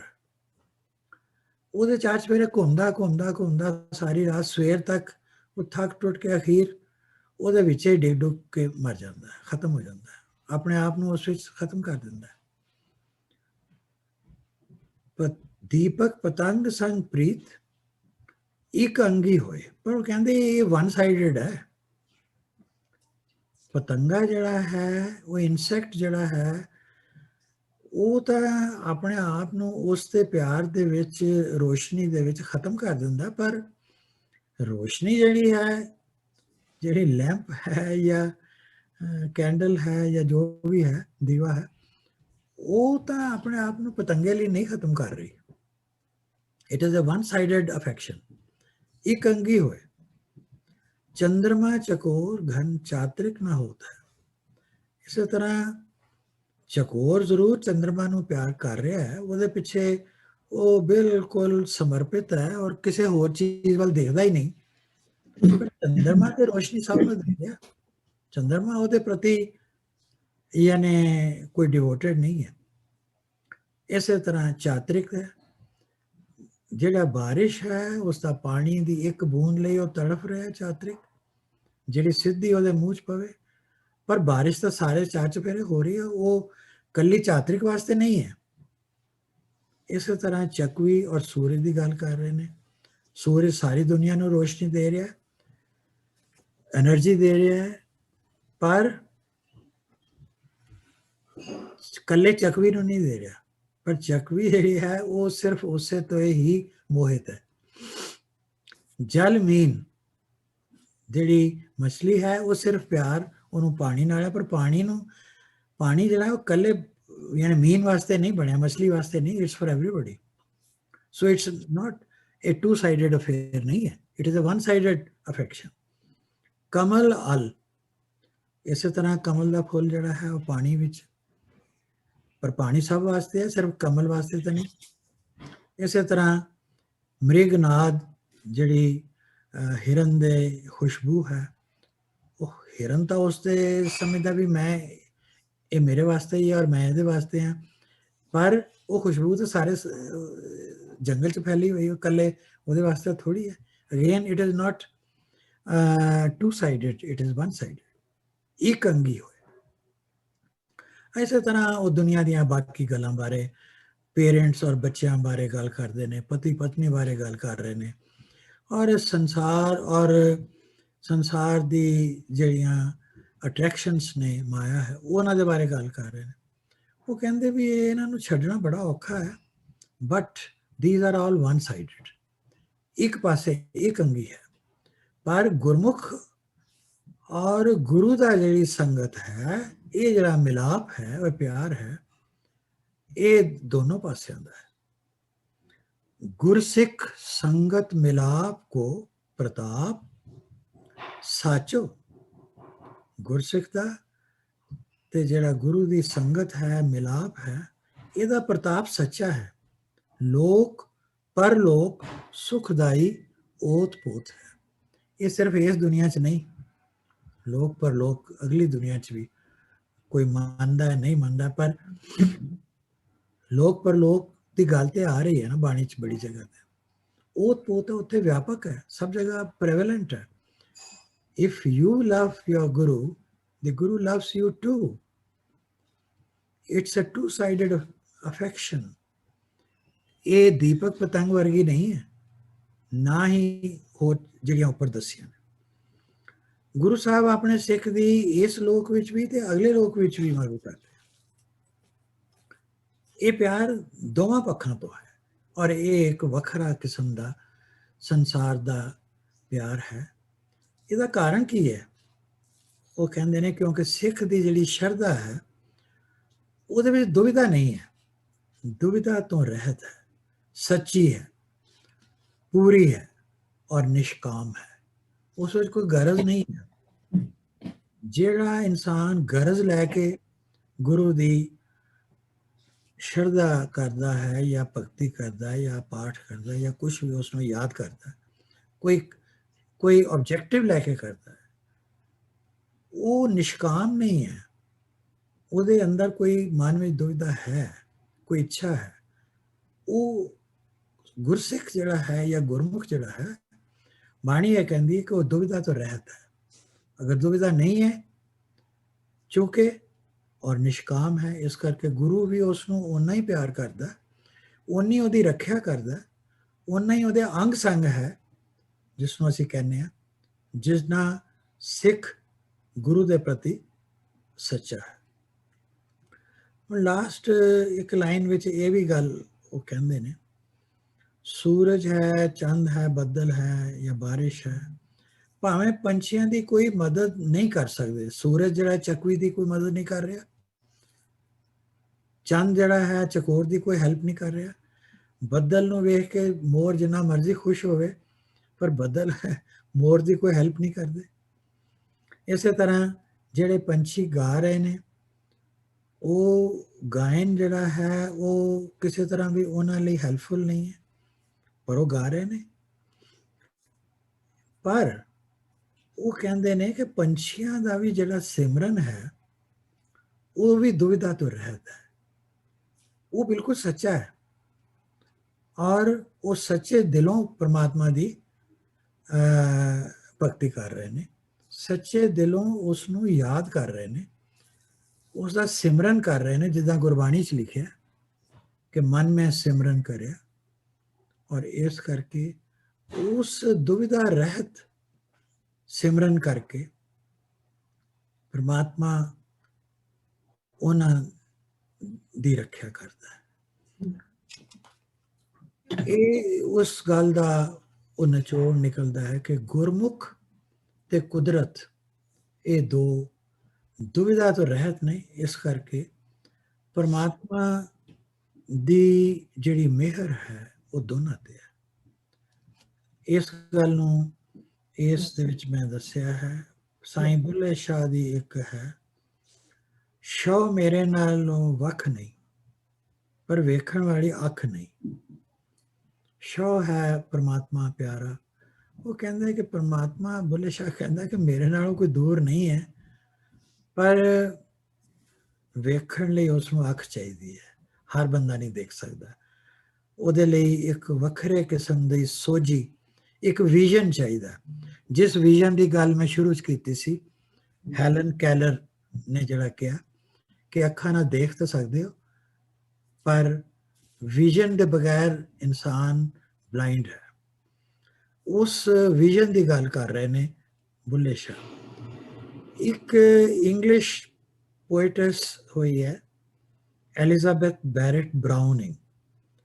ਇਹ ਵੀ ਇੱਕ ਕਿਸਮ ਦੇ ਨਾਲ ਰਿਲੀਜੀਅਸ ਮਾਈਂਡਡ, ਜਾਂ ਰਾਦਰ ਰਿਲੀਜੀਅਸ ਨਾ ਕਹੋ, ਸਪਿਰਿਚੁਅਲ ਮਾਈਂਡਡ ਲੇਡੀ ਸੀ, ਜਿਸ ਨੇ ਨੇਚਰ ਦੇ ਵਿੱਚ ਪਰਮਾਤਮਾ ਨੂੰ ਦੇਖਿਆ, ਜਾਂ ਦੇਖਣ ਦੀ ਉਸਨੇ ਯਾਨੀ ਕੋਸ਼ਿਸ਼ ਕੀਤੀ ਆਪਣੇ ਵੱਲੋਂ ਕਿ ਮੈਨੂੰ ਉਸ ਵਿੱਚ ਪਰਮਾਤਮਾ ਨਜ਼ਰ ਆ ਰਿਹਾ। ਉਹ ਲਿਖਦੀ ਹੈ, ਅਰਥ ਇਜ਼ ਕ੍ਰੈਮਡ ਵਿਦ ਹੈਵਨ। ਕ੍ਰੈਮ ਮੈਨੇ ਆਪਸ ਵਿੱਚ ਬਿਲਕੁਲ ਇੱਕਜੁੱਟ ਹੋਏ ਪਏ ਨੇ ਧਰਤੀ ਔਰ ਹੈਵਨ ਦੀ। ਉਹਦੀ ਐਲੂਜਨ ਹੈ ਪਰਮਾਤਮਾ ਵੱਲ। Every common bush afire with God. ਹਰ ਜਿਹੜੀ ਝਾੜੀ ਤੋਂ ਮਤਲਬ ਹੈ ਕਿ ਕੁਦਰਤ ਦੀ ਹਰ ਇੱਕ ਚੀਜ਼, ਚਾਹੇ ਰੁੱਖ ਹੈ ਜਾਂ ਕੁਝ ਹੋਰ ਹੈ, ਉਸ ਦੇ ਵਿੱਚ ਪਰਮਾਤਮਾ ਦੀ ਚਿਣਗ ਹੈ, ਇੱਕ ਫਾਇਰ ਹੈ, ਛੋਟੀ ਜਿਹੀ ਜੋਤ ਜਗ ਰਹੀ ਹੈ। And only he who sees takes off his shoes. ਪਰ ਜਿਹਨੂੰ ਦਿਸਦਾ ਹੈ, ਉਹ ਜਿਸ ਨੂੰ ਉਹ ਫਾਇਰ ਦਿਸ ਰਹੀ ਹੈ, ਉਹ ਚਿਣਗ ਦਿਸ ਰਹੀ ਹੈ ਕੁਦਰਤ ਦੇ ਵਿੱਚ, ਜਿੱਥੇ ਪਰਮਾਤਮਾ ਔਰ ਧਰਤੀ ਇੱਕ ਹੋਏ ਪਏ ਨੇ, ਸਿਰਫ ਉਹ ਹੀ ਉਸ ਦਾ ਸਤਿਕਾਰ ਕਰਦਾ ਹੈ। ਟੇਕ ਆਫ ਦੀ ਸ਼ੂਜ਼ ਦਾ ਮਤਲਬ ਤਾਂ ਕਲੀਅਰ ਹੈ ਕਿ ਅਸੀਂ ਆਪਣੇ ਸ਼ੂਜ਼ ਉਦੋਂ ਹੀ ਉਤਾਰਦੇ ਹਾਂ ਜਦੋਂ ਕਿਸੇ ਪਵਿੱਤਰ ਜਗ੍ਹਾ ਤੇ ਜਾਣਾ ਹੋਵੇ ਔਰ ਸਤਿਕਾਰ ਸ਼ੋ ਕਰਨਾ ਹੋਵੇ, ਆਪਣਾ ਰਿਸਪੈਕਟ ਸ਼ੋ ਕਰਨੀ ਹੋਵੇ ਜਾਂ ਅਫੈਕਸ਼ਨ ਸ਼ੋ ਕਰਨਾ ਹੋਵੇ। ਸੋ ਇਹ ਇੱਕ ਚੀਜ਼ ਹੈ ਜਿਸ ਨੂੰ ਕਿ ਜਿਨ੍ਹਾਂ ਲੋਕਾਂ ਨੇ ਸੱਚੇ ਦਿਲੋਂ ਨਿਸ਼ਕਾਮ ਹੋ ਕੇ, ਦੁਵਿਧਾ ਤੋਂ ਰਹਿਤ ਹੋ ਕੇ, ਡਿਊਐਲਿਟੀ ਤੋਂ ਪਰੇ ਹੋ ਕੇ ਕੁਝ ਸੋਚਿਆ, ਉਹਨਾਂ ਦੇ ਵਿਚਾਰ ਸਨ ਜਿਹੜੇ ਮੈਂ ਤੁਹਾਡੇ ਨਾਲ ਸਾਂਝੇ ਕੀਤੇ। ਲਾਸਟ ਵਿੱਚ ਗੁਰਮੁਖ ਤੇ ਕੁਦਰਤ ਜਿਹੜੇ ਨੇ ਵਾਹਿਗੁਰੂ ਨੂੰ ਅੰਗ ਸੰਗ ਵੇਖਦੇ ਨੇ। ਕਿਉਂ? ਕਿਉਂਕਿ ਉਹਨਾਂ ਦੀ ਅੱਖਾਂ ਵਿੱਚ ਕੋਈ ਦੁਵਿਧਾ ਨਹੀਂ ਹੈ। ਸ਼ੋ ਉਹਨਾਂ ਨੂੰ ਦਿਸਦਾ ਹੈ ਕਿਉਂਕਿ ਵੇਖਣ ਵਾਲੀ ਅੱਖ ਉਹਨਾਂ ਕੋਲ ਹੈਗੀ ਹੈ। ਔਰ they are the ones who take off their shoes. ਉਹਨਾਂ ਨੂੰ ਕੋਈ ਦੁਵਿਧਾ ਨਹੀਂ ਹੈ, ਕੋਈ ਉਹਨਾਂ ਦੇ ਮਨ 'ਚ ਦੁਚਿੱਤੀ ਨਹੀਂ ਹੈ, ਕੋਈ ਡਾਊਟ ਨਹੀਂ ਹੈ, ਕੋਈ ਡਿਊਐਲਿਟੀ ਨਹੀਂ ਹੈ, ਕੋਈ ਡਿਊਅਲਿਜ਼ਮ ਨਹੀਂ ਹੈ। ਉਹ ਸਿੰਗਲ ਮਾਈਂਡਡ ਡਿਵੋਸ਼ਨ ਹੈ, ਪਰਫੈਕਟ ਫੇਥ ਹੈ, ਵਿਸ਼ਵਾਸ ਹੈ। ਔਰ ਉਹਨਾਂ ਦੇ ਅੱਖਾਂ ਵਿੱਚ ਦੁਵਿਧਾ ਨਾ ਹੋਣ ਕਰਕੇ ਗੁਰਮੁਖਾਂ ਨੂੰ ਵੀ ਔਰ ਕੁਦਰਤ ਨੂੰ ਵੀ ਪਰਮਾਤਮਾ ਦਿਸਦਾ ਹੈ ਔਰ ਉਹਨਾਂ ਨੂੰ ਅੱਛਾ ਲੱਗਦਾ ਹੈ। ਵਾਹਿਗੁਰੂ ਜੀ ਕਾ ਖਾਲਸਾ ਵਾਹਿਗੁਰੂ ਜੀ ਕੀ ਫਤਿਹ। ਵਾਹਿਗੁਰੂ ਜੀ ਕਾ ਖਾਲਸਾ ਵਾਹਿਗੁਰੂ ਜੀ ਕੀ ਫਤਿਹ।